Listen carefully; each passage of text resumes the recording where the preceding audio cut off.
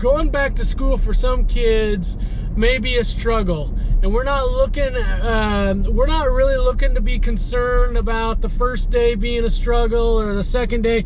I don't want you to get overly alarmed if your child struggles the first day, the second day, maybe even the first week. If we start getting into the second, third, and definitely the fourth week and they're struggling, okay, then we've got more concern. But just know struggling is normal here at the beginning. Struggling for some kids is normal just to get back in that routine. This struggle got purpose and we grow.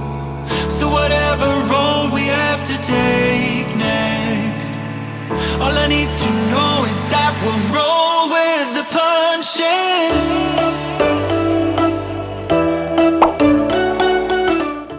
All right, y'all. Good morning. Good morning. Here we are. We're back. We're back. Oh my gosh. Let's go. New year at Midwest Anxiety. New year at Midwest Anxiety.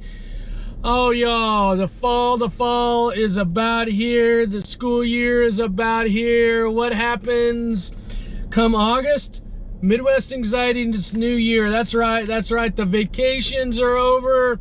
Just got back last night, got into bed, hopped out of bed this morning.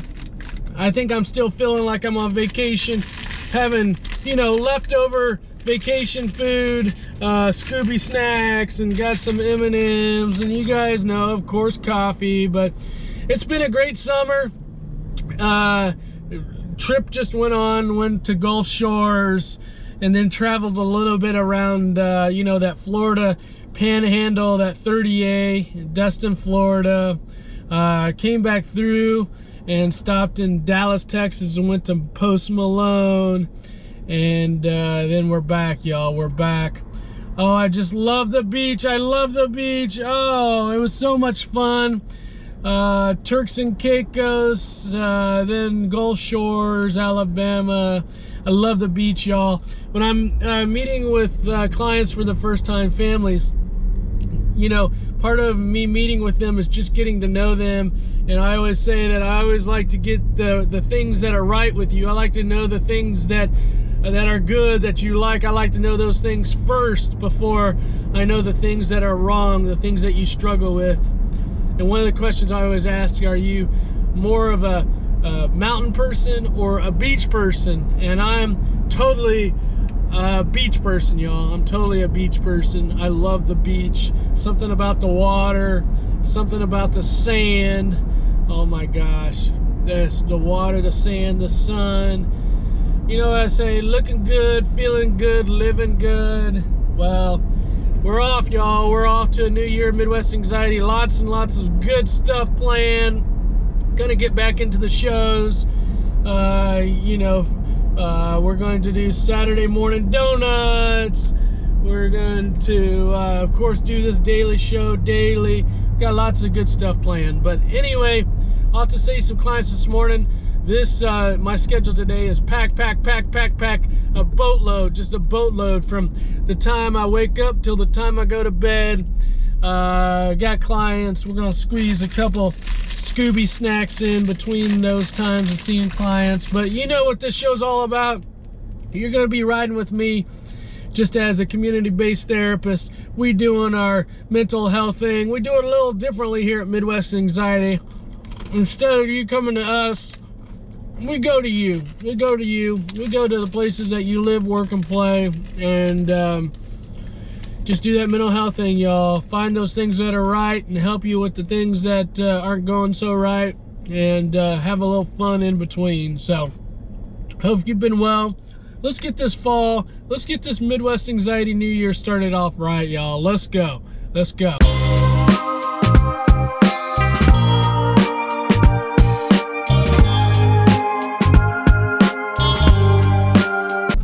Parents, listen up. All right, this is the time of the year when school starts. There's some kids that are really excited to go back to class, see their teachers, see their friends, just get back to doing the ABCs, 1, 2, 3s.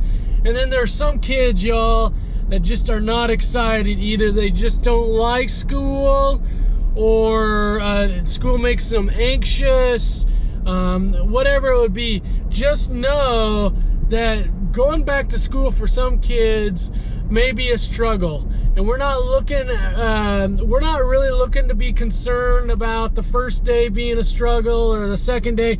I don't want you to get overly alarmed if your child struggles the first day, the second day, maybe even the first week. If we start getting into the second, third, and definitely the fourth week and they're struggling, okay, then we've got more concern. But just know struggling is normal here at the beginning. Struggling for some kids is normal just to get back in that routine. And my hope is, as they start getting back into that routine, because remember, they've had 3 months off from school. It's kind of like us being on vacation for 3 months. I mean, we would have struggle too getting back into the routine. So just know, just kind of massage that struggle a little bit with the idea that when your child gets back more into the routine, then gets back more into the flow, that things will just start to even out a little bit. But if your child is struggling after that second week, definitely that third week going in, then that's more of alarm. But this first day, this first week, just take a step back, just breathe, just relax, and let's just see how this school year gets started off. It's normal to struggle in the beginning, y'all. Normal. It's normal to struggle. Just think about it. They've been off for a long time. Now getting up, you know, getting all their stuff ready, all that stuff, been out of that routine for a while. All right, y'all.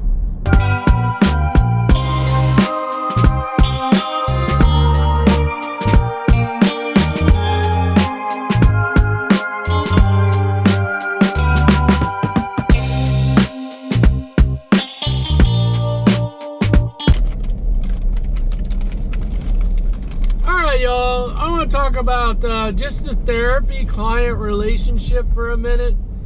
My hope is that you feel comfortable with your therapist. My hope is that you can feel comfortable with your therapist talking about anything. Talking about anything that you want to.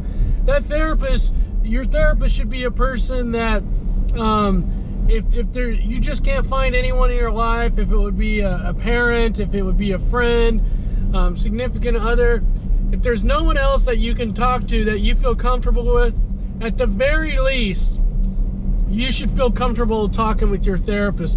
Your therapist's job is not there to judge you or criticize or critique you. Your therapist's job is there to hold a space for you. It's to hold a space for you to be able to talk about anything that you want. My hope is that with the therapist brings their full self to you and allows you permission, gives you permission just to be like, hey, I'm comfortable as a therapist, I'm comfortable talking about whatever it is that you want to talk about. So in therapy, y'all, my hope is that you find that connection, as I always talk about, is so important. That relationship that you have with your therapist got to be really, really tight, y'all. Got to be really, really tight. All right, y'all. All right, y'all. Listen up. So I work with a lot of elite athletes. If it be football players, soccer players, baseball players, gymnasts, you know, there's that physical part of the game, and then there's that mental part of the game, right? So skills, right? When we're talking about skills, we're talking about the physical skills, we're talking about the mental skills. Well, a lot of times people learn the physical skills, okay, of how to dribble a soccer ball or a basketball, but they don't learn the mental part of the game. They don't learn the mental part of the game. So I train elite athletes that are superior, those that are basically kind of in that 1%, and I help them be able to push past those physical limits to be able to achieve more than they would if they didn't learn the skills, the mental skills, And so one of the things I talk about with these athletes is that your opponents are training at a certain level. Your opponents are training in a way, and you've got to find a way to train differently. You've got to find a way to train differently. And so what we do is we exaggerate the conditions so that you're training harder, that you're training harder than anyone else, right? We talk a lot about that everyone can train, but those that separate the pretenders from the contenders are those that push through that mental. You got to have that mental edge. You got to go past that comfort zone. You got to go past where everybody else just kind of stops. You got to go past that. You got to go past that. You got to find that mental edge where you are the only one out there training at that level. And if we can get you to that level, then you're going to excel, and you're gonna be there in the fourth quarter. You're gonna be there when the game is on the line. You're gonna be there and have both that mental edge but also that physical edge on your opponents. All right, so I really enjoy working with athletes that just want to push past whatever it is that they got mentally that they're struggling with.